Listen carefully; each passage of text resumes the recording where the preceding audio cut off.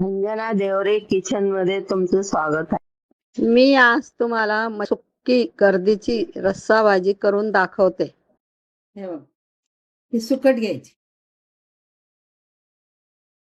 डोकं, पाय आणि शेपटी हे काढायचं आणि एका ठेवायचं. आणि आता हे असं काढलं बघा. मला जेवढं पाहिजे तेवढीच भाजीला मी साफ करून घेतली. आता याच्यात पाणी टाकेल. कांदा घेतला मी, तो कापला. जास्त कांदा पण नाही टाकायचा, गोड लागते भाजी. आणि लसूण एवढा घेतला 2. आता गॅस पेटवते.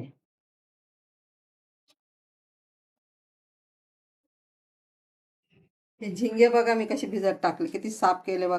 पांढरे सफेद आहे, स्वच्छ धुवायचे पण 3 पाण्याने. तेव्हा ही मिरची मी पाट्यावर वाटली बघा, मिक्सरमध्ये नाही. लसूण आणि मिरची मीठ याच्या पलीकडे काहीच घ्यायचं नाही. पाटा धुतलेलं पाणी भाजीत टाकायचं. 2 पळ्या तेल टाकलं, एवढं हिंग टाकायचं. कांदा लसूण टाकून द्यायचं.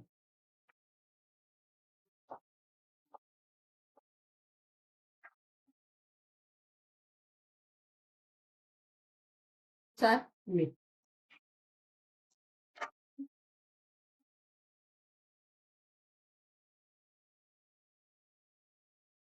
भाजी असं पाणी करून घ्यायचं. कांदा पण जास्त लाल नाही करायचा, तो शिजतो ना भाजीमध्ये, त्याच्यावर येतात.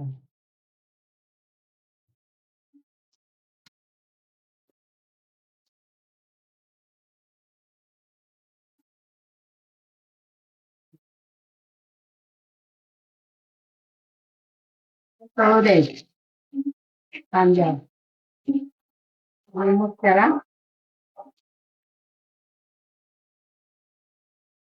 बघा एवढीच मिरची टाकायची, जास्त टाकायची नाही.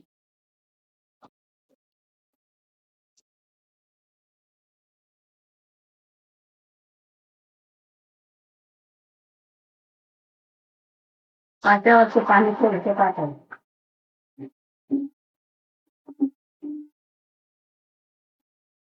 असं गरम पाणी आहे, हे बाई गरम पाणीच टाकायचं या भाजीत.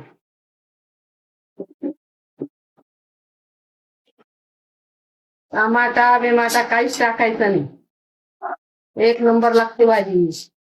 फक्त लसूणची मिरची, हिंग, कांदा.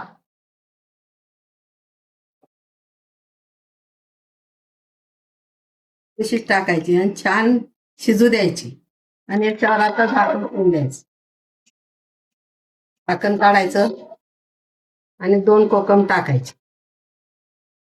शिजल्यावर टाकायचे, घाई नाही करायची. आता थोडं 5 मिनिटं तेल येऊ द्यायचं. झाली भाजी. टाकलं आणि वरून कोथिंबीर टाकली. बघा किती छान केली.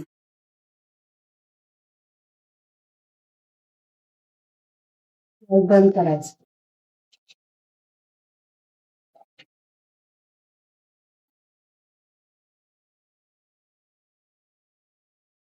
हे बघा मी मोठ्या झिंग्यांची कर्दी म्हणता याला, साफ केले कसे ते पण दाखवलं.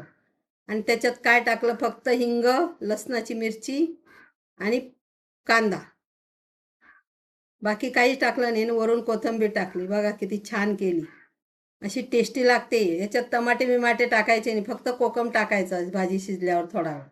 आणि मग अशी भाजी खाऊन बघा तुम्ही, 1 नंबर भाजी होती. त्याप्रमाणे तुम्ही करा, कमेंट करा, शेअर करा आणि लाईक करा.